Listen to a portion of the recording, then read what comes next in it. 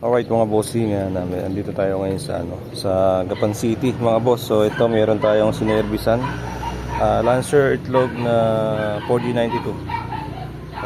Ito nakakalas na to mga bossing nung dinat natin. Sabi ng tropa. Kinalas na yung distributor mga boss. So yung distributor niya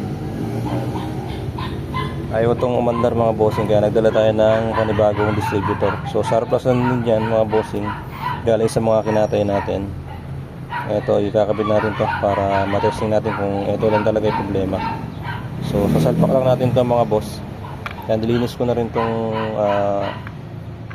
spark plug seal tsaka itong valve cover natin.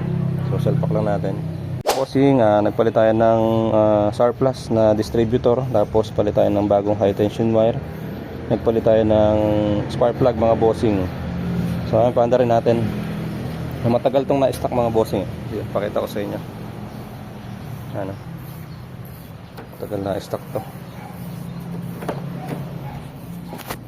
Paanda rin natin mga boss. Tingnan natin kung aandar. Ayan. So start natin. Yun mandar na mga bossing. So re-rev ko. Ayan, medyo palyado mga boss. So matagal na stock to. Possible may problema tayo sa injector, fuel filter, tsaka sa fuel pump mga bossing. Ayan. So itong distributor natin working siya. So galing siya dun sa ginagamit natin mga bossing. Ayan. Tapos ito aircon natin, tinatin kung gagana. Ayun. So pakita ko sa inyo idle mga boss. Ayan. Nasa 1100 RPM. Pagka in-aircon natin mga bossing, yun, bumagsak. Nasa 800 RPM mga boss. So ibig sabihin hindi gumagana yung servo.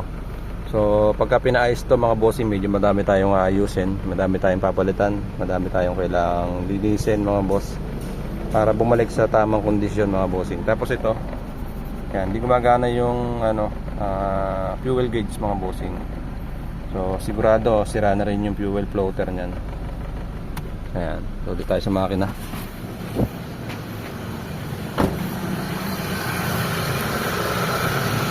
Ayan mga bossing. So tahimik na may makina. Kaso itong radiator sobrang kalawang. Ayan. Tapos pag sunin yung makina sobrang dumi. Sa makina okay naman, tahimik.